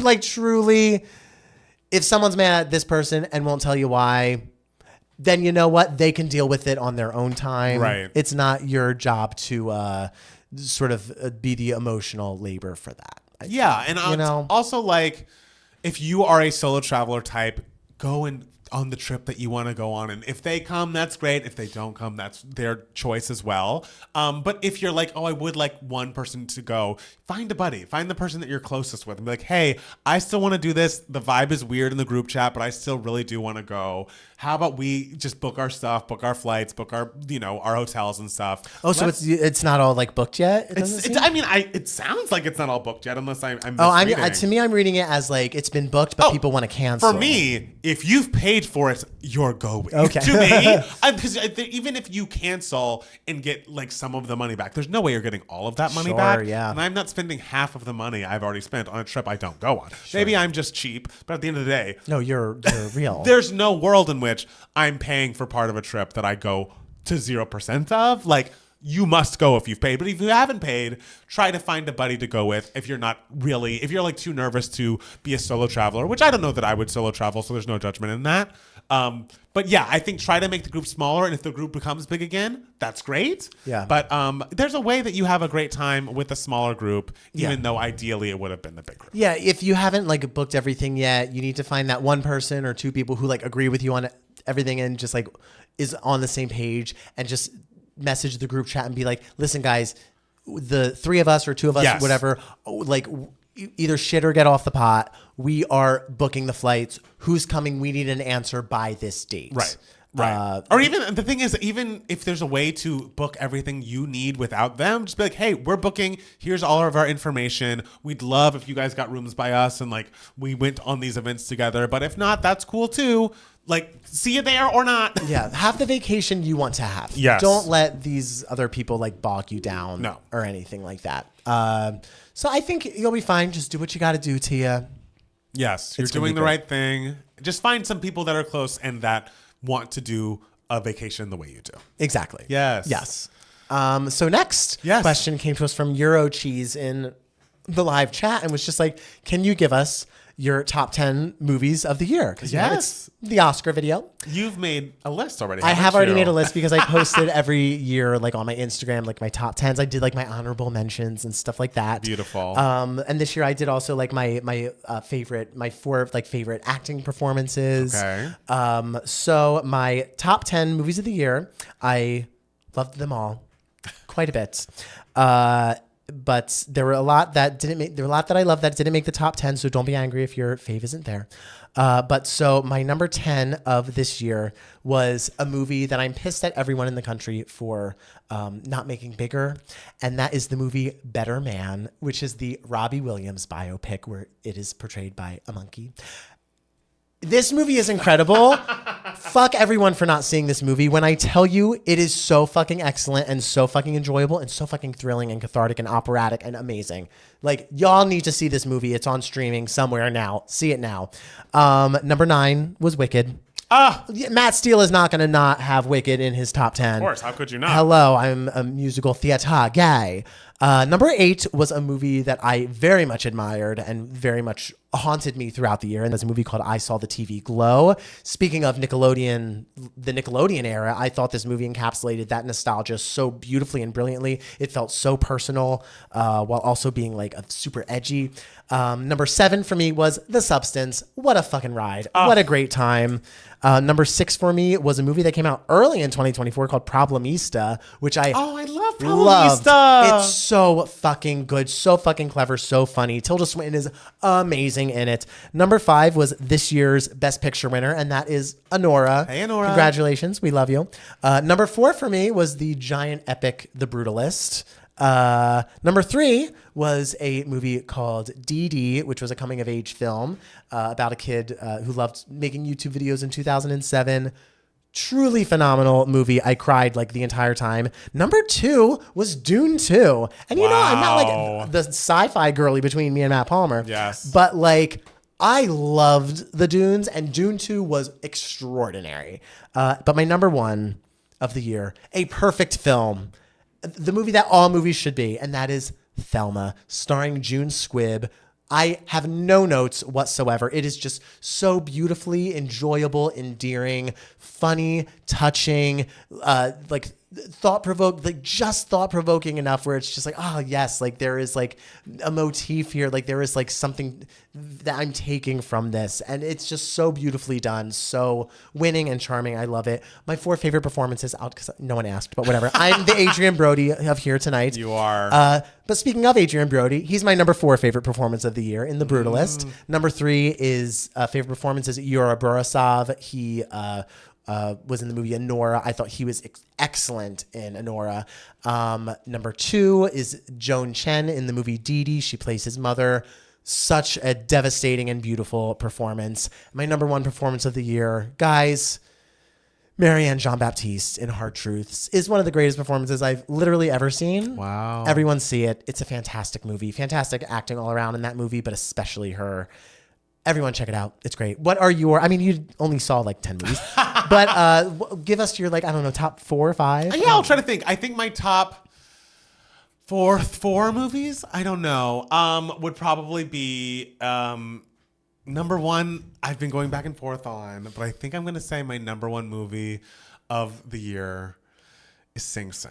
Oh, it's great. It's great. Fucking loved Sing that Sing. ensemble. And like, it just stays with you in such a long time. I just want to watch it again so much. Yeah. My second favorite movie of the year is a movie that I've already seen twice, Wicked. It just was a joy and like so expansive, and obviously vocal performances throughout were hard-hitting and incredible. Yes. Cynthia Erivo is a superstar. I'd put Anora up there, absolutely. Wild Robot. I'm trying to think of anything else I really loved. Would you say Wild Robot is your number 1? Out of all the movies that you've talked about on the podcast, the Wild Robot seems to be the one you really I mean, I cried the most during the Wild Robot. Okay. But I think as far as like, I really want to watch this again, then maybe it'd be closer to my 3rd Okay. or 4th. But also, it's hard to put yourself through that again. It is hard. With the emotion. You have to really get ready for that. But I also would want to say, someone mentioned Challengers, I think was the most fun that I had it's a at blast. a movie theater in the past year. So, and it was what you dressed up as for the party. Barely. It was like a costume party. Yeah, you'll see that I had a little tennis thing on a little here. Nike bracelet. Yeah, what are these? Like a sweatband? Like a wrist warmer. Yeah, exactly. So remember leg warmers? Now they're wrist warmers. Now they're wrist warmers. I remember I had something like this. Remember when Avril Lavigne would wear this kind of shit?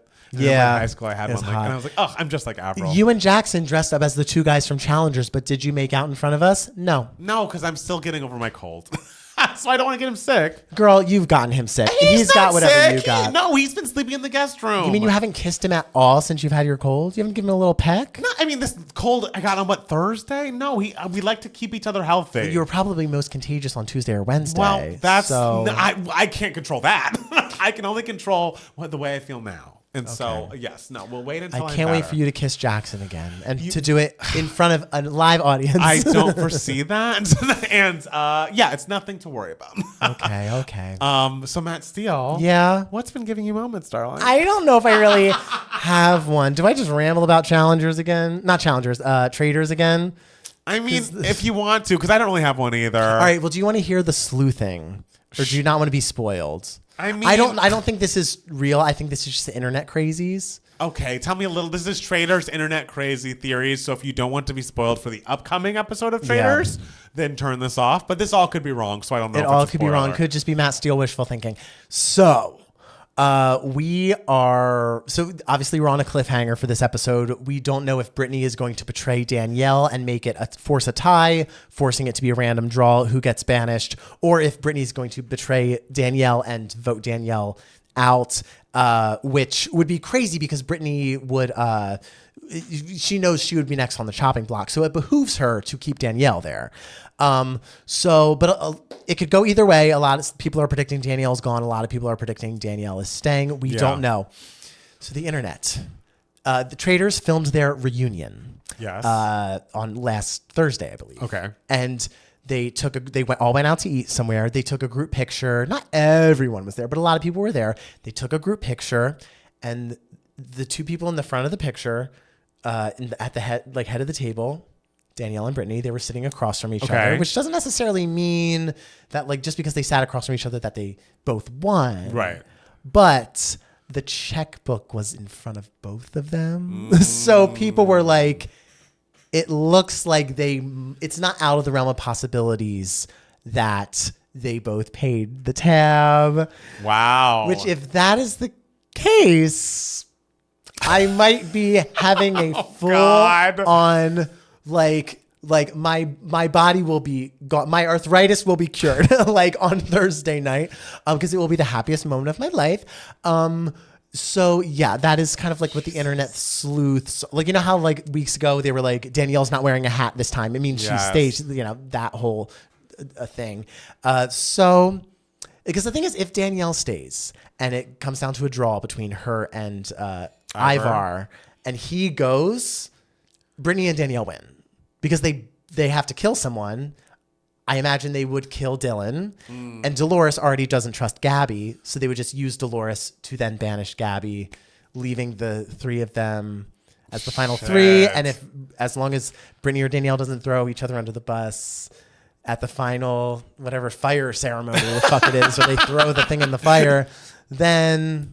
Oh my God. Do we have to watch this together and film you reacting to Danielle maybe winning the show? I don't know. We'll figure it out. Just know, guys, I'm not sleeping. I am not, but I am also emotionally preparing myself for Danielle to be gone. I'm emotionally preparing myself for it. I'm also emotionally preparing myself for her to win. So we'll see what happens this time next week. It's so funny just because I feel like the internet and the general public opinion of Danielle is so we hate her. Twitter is now all on Danielle's side. Oh, okay. All right. Twitter is now just fuck y'all. She's playing such a good game. And yeah, there are whatever little missteps here and everything. But the fact that she's able to course correct and stay as long as she has with all of these things going wrong for her, is so impressive. I think it's the TikTokers and the Instagrammers that are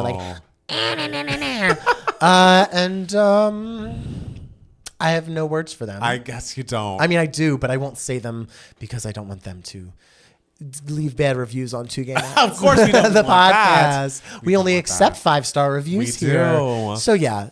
I guess that's my giving me moments. I don't know. For me, there's not much else for me to talk about because I feel like I just talked about Severance. But I will say, if you're not caught up on Severance, you should get caught up. This last episode was a game changer. It was very much just focused on Mark S. And there's a lot of flashbacks to his life with his wife, Gemma, and how they came together. And we may see current day Gemma, Miss Casey, who, is missing in action to outie Mark. Just give it a watch. It is beautifully done. I believe the director really did something special. It's one of those episode television that's very trippy. The way everything is connected. It's okay, now we're in present tense. Now we're in the past. Now we're in present, but on a floor of Lumen we've never been before. It just is it's a piece of television that will stick with you. It is. I was saying when I started the season, like, yes, it always starts slow and it's really picking up. And episode 7 really like kicked things off in a crazy direction of like, wait, now what's happening here? Because we all had questions. We all knew there was something down there in that hallway that Irv has been painting. There's just one down elevator, and that's where we're going. That's where we're going. I love how our Give Me Moments were the same things 2 They were weeks in a last row. week. Sorry. I mean, I was so focused on preparing for the Oscar party and getting over my, third cold of 2025. So there's only so much I can do. I've been rewatching 30 Rock. It's excellent. Liz is just getting with James Marsden, not the president on 30 Rock. He is just a hot dog salesman man, but also a love interest for Liz Lemon. And it's a great show. It's a great show. We love it when things are consistently exciting, like Severance and Traitors. Yes, and 30 Rock. And 30 Rock, yes. I think that's all I got. What do you have for the people, Matt Steele? Anything else? Happy Oscars. Happy It was a lovely Oscars. time. It really I'm happy was. for everyone. Congrats to Honora. Congrats to Honora. Congrats, Sean Baker. 4 Oscars in one night. That's out of control. And I'm thrilled because I've loved his movies since 2015. When Difficult to get. Not everybody has that. Not everybody has that. Yeah. And I feel like, because have I told you the story when I was driving down Melrose in 2013 and I turned to the right and I saw these 2 actresses who were dressed like prostitutes. Okay. Talking to each other. And I was like, oh, they're they're filming something. Oh, these people are filming with iPhones and there's a boom mic here. And I was like, oh, interesting. They're filming some indie film on the street. Wow, LA. Because I was new to LA at this point. And then a year and a half later, maybe 2 years later, this movie called Tangerine comes out. And I was just I literally drove past them filming a scene in this. That's wild. And did you recognize the scene when you saw the film? Did it make not you really. I maybe I did. There are a lot of scenes where it's just on the sidewalk of Hollywood or something like that. So it could have been literally any scene. But so it's kind of I mean Sean Baker was probably standing there. So totally. it's I've driven past him. Oh. So it's kind of 6 degrees of separation. Yeah. A little bit. Yeah. Maybe. All right. You were close to Sean Baker at some point. Close to Sean Baker at some beautiful. point. But yeah, so I'm very happy for him and for all the people who were there that night and all the people who weren't even there who made movies, because that's what it's all about, baby. Absolutely. Even if you make a movie and it doesn't even qualify to get nominated for the Oscars, like Devos, you did good. You did great. You did great. So congrats to all the movie makers out there. And thank you guys for watching or listening. We'll be back next week with more 2 Gay Mats, the podcast. Bye. Bye. Yes. Yes. Yes. Yeah. So Elon is on Danielle's side. Makes me think Steele has bad judgment. I don't know if Elon's watching. Not Trish. a part of the discussion. Sean should have won for Florida Project Yes, years tell ago. them. Florida Project. Is that your favorite of his? Yes. Okay. Florida Project is my favorite Sean Baker movie. Florida Project is so fucking excellent. Thank you, Miggy Miggs. I appreciate it. Jackson is also agreeing that Adrian Brody's speech was bad and that he seemed very egotistical. Get over it. Oh my God. I'm with it. Devos was an amazing movie. It's true. Thanks, Miggy Miggs. If I went up there at the Oscars winning best remixing of a pop song. Hey. I'd be up there for best original song. You would. I was thinking how how they were doing little special things on. By the way, the fact that they only showed acting clips for leading and not supporting is fucking bullshit. Ooh. But anyway, I like how they were showing the process of coming up with the ideas for songs. I was thinking that time sitting there, just be Matt Palmer's interview would be I gave him a song and Matt Steele's only note was make it bitchier. And I was like, okay, I can do that. That would have gone on so well. It would have. If it was nominated at the Oscars. Do we have an Oscar pool winner? Oh, I bet we do. Let me see if I can figure that out. And the thing is, we'll announce it on the podcast next week. Sorry, I didn't have a chance to do all the tallying of the votes. But I'm sure you did very well, Eurocheese. You're very wise. Very wise. And yeah, just, if you submitted, you think you did well, just think about what patron request video you want us to do next, because we just did one that was requested by the Grammy pool winner. That'll be coming out in this upcoming week. Yeah. Oh, I need to get that. I accidentally did. I need to get that from the card. Oh, okay. Because I accidentally didn't drag that to my computer. Great. Yeah, Glad we talked about now it. people won't be rooting for Sean Baker as much. It's like as soon as someone reaches the pinnacle, everyone switches and questions if they actually deserve it. That does happen sometimes. Did either of you watch We Live in Time? Surprised it wasn't I the top 10. didn't get to see it. I heard it didn't was see lovely though. Is I never that got to see it. Andrew Garfield? Florence Pugh. Florence Pugh? Okay. Yeah, I heard it was very good. So I'm bummed that I didn't get to see it. I saw a lot this year. There was a lot of great stuff. I really liked most of what I saw. I would say 98% of what I saw. Would you say it was a good year for film? Yeah. I feel like some people are like, oh, everything's just okay. No. I thought it was a good year for film. Love that. Yeah. All right, guys. Yeah. I think we might have to go. It's time. It's time. But this was lovely. And it was so great. This was lovely. Having a post-Oscars party with all of you. Yeah. Yeah. And we'll talk to you soon. We'll be back. Everyone have a wonderful night. Don't worry. All right. Bye. Love you.